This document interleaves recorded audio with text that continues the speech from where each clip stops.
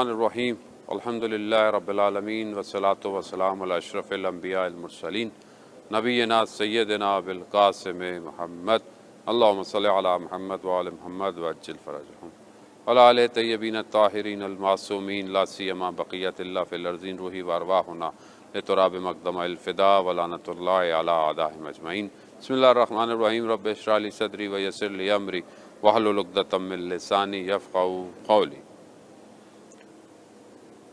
مومن جو ہے وہ یقیناً اپنے قلب میں ایمان کی وجہ سے مومن ہے، اس لیے جو ہے وہ قرآن جو ہے وہ جب مخاطب کرتا ہے، جب وہ خطاب کر رہا ہے بہت سی جگہوں پر، تو وہ کہیں پر یا ایھا الذین آمنو کہتا ہے، تو کہیں پر یا ایھا الذین، کہیں پر وہ جو پیغام ہے اس کا وہ سب کے لیے ہے، کہیں پر اس کا پیغام جو ہے وہ صرف مختص ایمان والوں کے لیے، وہ جو لوگ ایمان لے کر آئے۔ یقیناً وہ جو ایمان لے کر آیا وہ مومن ہے۔ اسی لیے بہرحال ایک روایت آپ کی خدمت میں پیش کرنی ہے کہ مومنوں کے لیے جو ہے وہ تین ایسی صفات ہیں، تین ایسی کوالٹیز ہیں جسے پروردگار نے مومنین کو عطا کی ہیں۔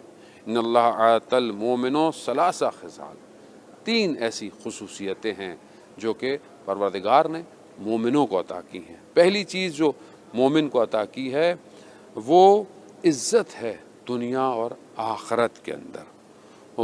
کیونکہ پروردگار کا محبوب جو بندگی ہے، بندہ ہے، وہ مومن ہی ہے، کیونکہ سب سے زیادہ محبوب ترین بندہ پروردگار کا امیر المومنین علی ابن ابی طالب علیہ السلام ہے۔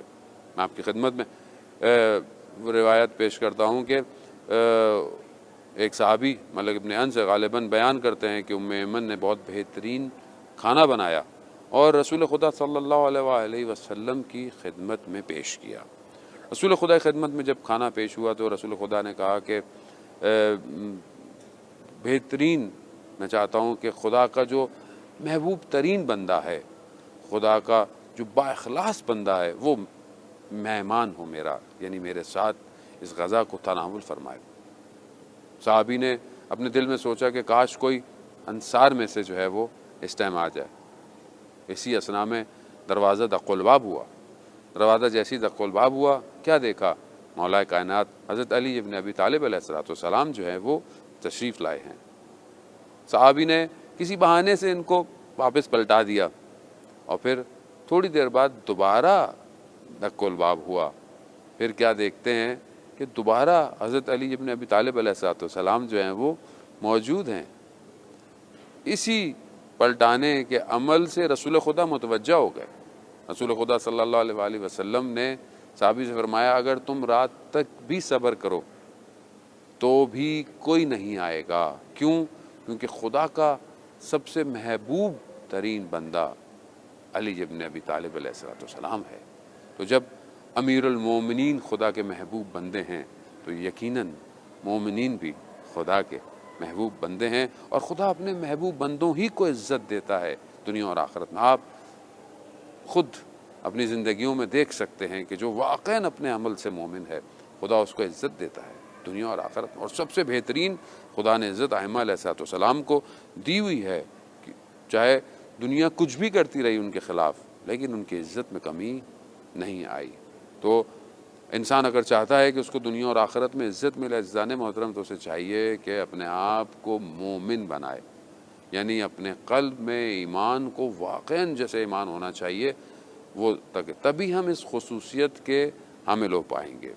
دوسری چیز جو خصوصیت مومن کو دی پروردگار نے، وہ ایک روب دیا اس کی آنکھوں کے اندر، خاص طور پہ دشمن کے مقابلے میں، یعنی دشمن ان سے خوف کھاتے ہیں، دشمن ان سے ڈرتے ہیں، اور یہ ہم نے صدر اسلام کے اندر دیکھا، اسلام کے بعد ہم نے دیکھا، ائمہ علیہ السلام کی زندگیوں میں دیکھا کہ ائمہ کے وجود سے دشمن کتنا خوف کھاتا تھا۔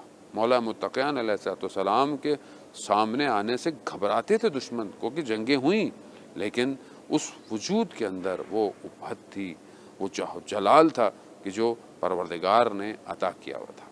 اسی طرح اگر ہم اپنے زمانے میں دیکھیں، اپنے دور کے اندر دیکھیں، گزشتہ ادوار کے اندر دیکھیں، جو بہترین مومن شخصیتیں گزری ہیں بڑی بڑی شخصیت، بڑے بڑے علماء گزرے ہیں، اولیاء گزرے ہیں، آپ ان کے سامنے دیکھیں، دشمن ان کے وجود سے گھبراتا، دشمن ان کی آنکھوں میں آنکھیں ڈال کر نہیں بات کر سکتا۔ یہ خوف جو دشمن کے دل میں پیدا ہوتا ہے، یہ مومن کی ایک خصوصیت ہے۔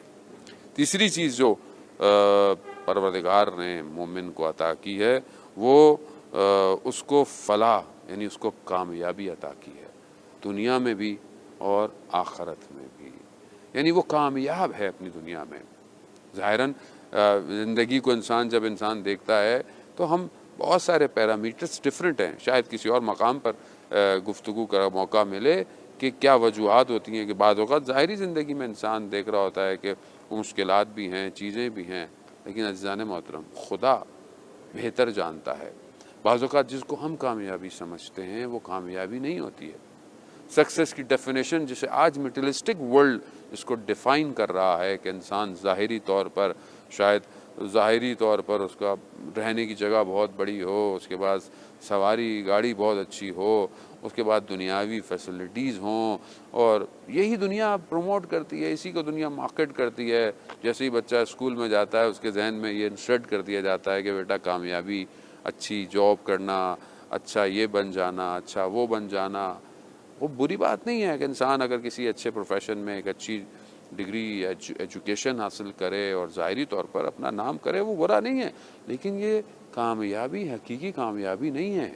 حقیقی کامیابی تبھی ہو سکتی ہے کہ جب یہ خود شخص اچھا انسان بنے، چاہے دنیا کا کوئی بھی پروفیشن ہے تو، اور اس اچھے انسان کو، اس اچھی کامیابی کو دنیا کی یونیورسٹیز ڈیفائن نہیں کر پاتی ہیں عزیزان محترم۔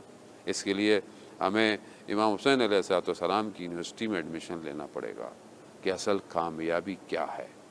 کامیابی مولا متقیان نے بتائی کہ جب مسجد کوفہ میں امام کو ضربت لگی تو وہ امام فزت ورب الکعبہ، کہ رب کعبہ کی قسم میں آج کامیاب ہو گیا۔ وہ یہ ہے کامیابی کہ خدا ہی کے لیے زندگی گزاری اور خدا ہی کے راستے پر اپنی زندگی کا اختتام، ظاہری زندگی کا اختتام ہوا۔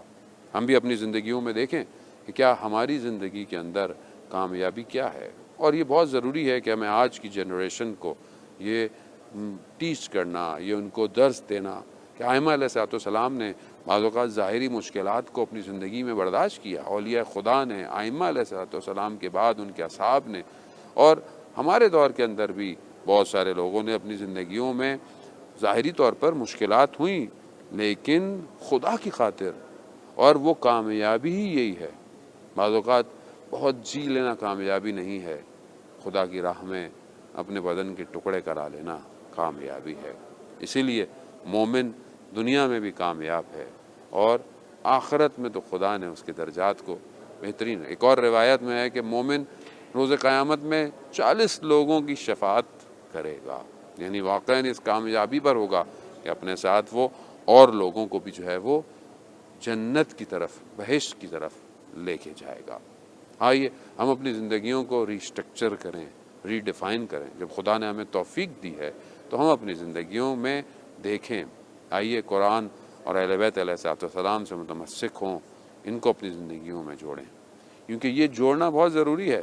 آج کل کا معاشرہ، آج کل کی جو بھی مشکلات ہیں ہمارے آس پاس کی، چاہے وہ فائنینشیل ہوں، چاہے وہ سوشل ہوں، چاہے وہ کسی طرح کے بھی ہوں، وہ ہمیں ہمارے کاموں سے دور کر رہی ہیں، خاص طور پہ ہمیں ہمارے ہدف سے دور کر رہی ہیں۔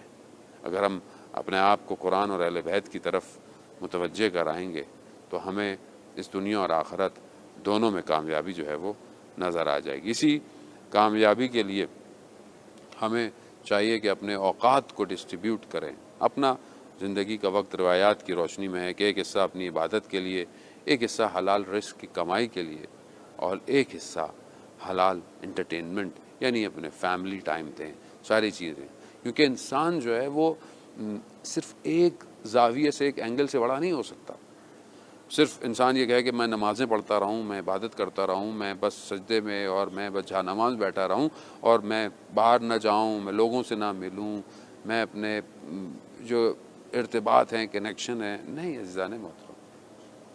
اسلام ایک سوسائٹی اور دین اسلام بھی ایک ایسا مذہب ہے کہ جو انسان کو سوسائٹی کے حقوق بیان کرتا ہے، وہاں اپنا کردار ادا کریں، وہاں پر اپنے وجود سے لوگوں تک صحیح باتوں کو پہنچائیں۔ اگر آپ کے اندر خدا نے صلاحیت دی ہے تو صرف خود کامیاب نہ ہوں بلکہ دوسروں کو بھی اس کامیابی کی طرف لے کے جائیں۔ انشاءاللہ خداوند متعال کی بارگاہ میں دعا گو ہیں کہ پروردگار ان 3 خصوصیتوں کو، پہلی یہ مومن کو خدا دنیا اور آخرت میں عزت دیتا ہے، اس کے وجود میں ایسی ابھت اور اس کے اندر ایسا جہو جلال رکھتا ہے کہ دشمن اس سے گھبراتا ہے، اور آخرت اور دنیا میں دونوں جگہ سے کامیابی ہے۔ خدا ہمیں ان خصوصیات کا حامل بنائے، اپنا حامی اور ناصر۔ خداوند متعال ہم سب کا حامی اور ناصر۔ والسلام ورحمۃ اللہ وبرکاتہ۔